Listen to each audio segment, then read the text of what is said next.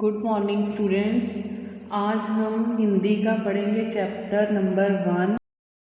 तो chapter number 1 को पढ़ने से पहले हम जानते हैं कि ये चैप्टर है क्या। बेटा, जैसे आपने सुबह सुबह और शाम को पक्षियों को चहचहाते देखा होगा, उनकी आवाज़ कितनी मीठी लगती है। तो आज हम जो पाठ पढ़ेंगे उसका नाम है गाता खग, जिसका मतलब है पंछी रहे हैं। पक्षी तो सभी ने देखे हैं ना बेटा, ये देखो पक्षियों की पिक्चर भी बनी हुई है, तो पक्षी सभी ने देखे हैं। आज हमने इन्हीं पक्षियों के बारे में। तो जो गाता खग है वो सुमित्रा नंदन पंत द्वारा लिखी बहुत ही अच्छी कविता है, जिसमें उन्होंने प्रकृति में जीवन की ताजगी के रूप की अभिव्यंजना की है। वो प्रकृति में सौंदर्य ही नहीं, मानव जीवन के दर्शन करते हैं। प्रकृति के विभिन्न रूप मानव जीवन की गतियों का संदेश देते हैं। तो आओ हम स्टार्ट करें।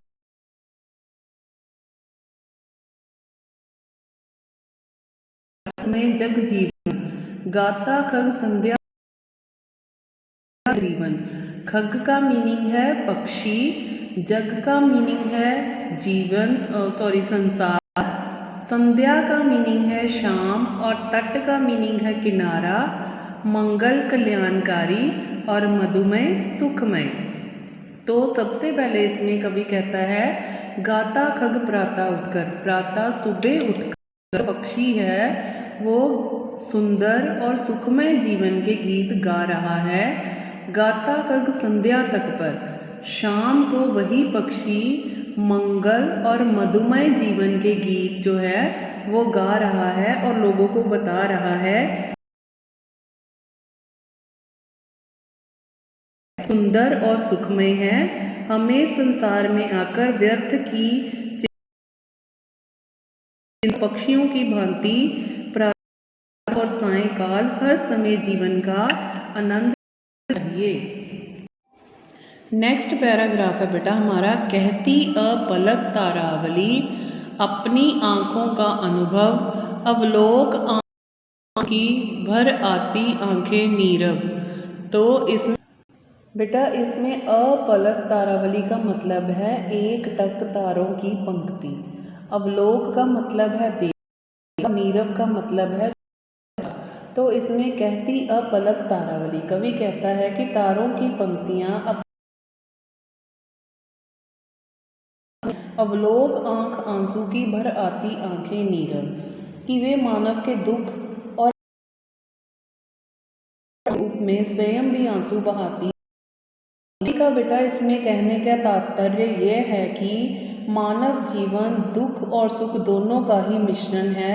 प्रकृति मानव के सुख दुख दोनों की ही साक्षी है। देन नेक्स्ट पैराग्राफ है, हंसमुख प्रसून सिखलाते हैं जो हंस पाओ, अपने जब से जग का आंगन भर जाओ। इसमें प्रसून का बेटा क्या मतलब है?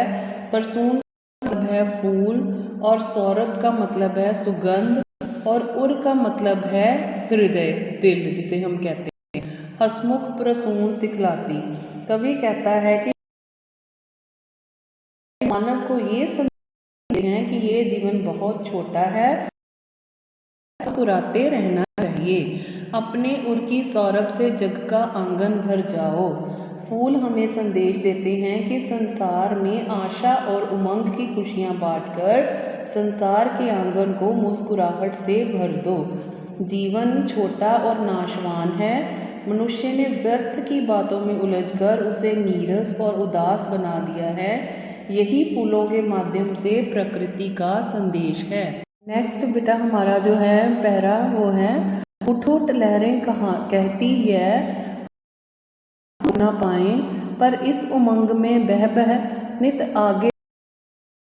इसमें कवि कहता है कि लहरों की भांति लक्ष्य की निरंतर और बढ़ते रहना चाहिए। हमें लक्ष्य की ओर हमेशा निरंतर बढ़ते रहना चाहिए, से घबराना नहीं।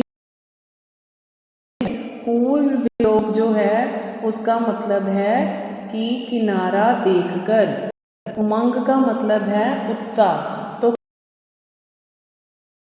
पानी की लहरें उठ उठकर मानव सफलता या डर के बिना आगे बढ़ते रहने का संदेश देती हैं, पर इस उमंग में बहकर नित आगे बढ़ती जाएं। कवि कहता है कि चाहे पानी की लहरों में किनारा नहीं दिखाई देता, फिर भी वह आगे बढ़ती जाती हैं। इसी प्रकार मनुष्य को भी जीवन में बाधाओं की परवाह किए बिना निरंतर लक्ष्य की ओर बढ़ते रहना चाहिए।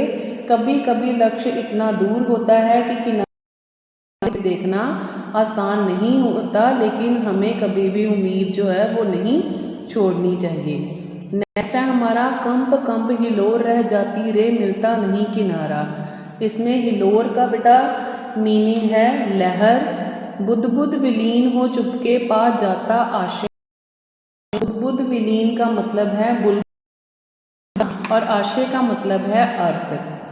तो इसमें कवि कहता है कि जो लहरें वो निरंतर बढ़ती रहती हैं, फिर भी उन्हें किनारा नहीं मिलता। कभी वे ऊपर उठकर और कभी वो नीचे की तरफ बढ़ती रहती हैं और किनारों से टकराकर टूट जाती हैं, कोई हार नहीं मानती। इसी प्रकार हमें भी जीवन में कभी आशय का मतलब है उम्मीद नहीं छोड़नी चाहिए, आगे बढ़ते रहना चाहिए। तो बेटा मैं उम्मीद करती हूँ तुम लोगों को ये चैप्टर अच्छी तरह से समझ आ गया होगा। धन्यवाद।